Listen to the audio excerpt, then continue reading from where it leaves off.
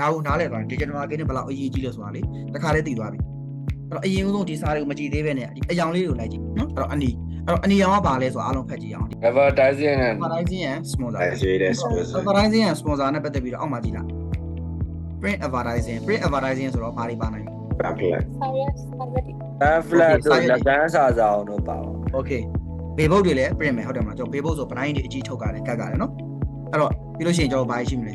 လိပ်စာကတ်တွေ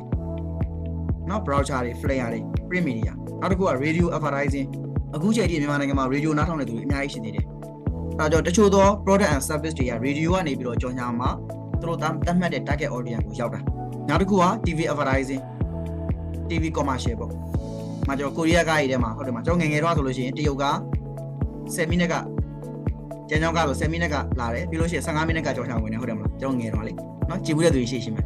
နော်ဆိုတော့ထားပါတော့ TV commercial လာတယ်ပြီးနောက်တစ်ခုကဘာရှိမလဲဆို sponsor တွေပြီးတယ်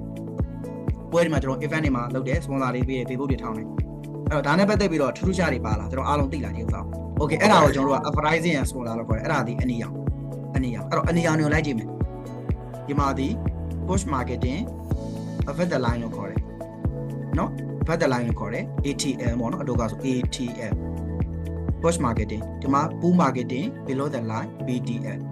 သူကဒီကနေဖြည်းဖြည်းချင်းဒီ push marketing ကနေဖြည်းဖြည်းချင်းသူက push marketing ကိုပြောင်းသွားတာ change သွားတာ marketing style အဲ့တော့ဟိုကျွန်တော်တို့မမွေးခင်ကာလ1950တွေကပြန်ကြည့်1950နဲ့2020နောက်ပိုင်းထိပြောတယ် Begin your future with ATBC.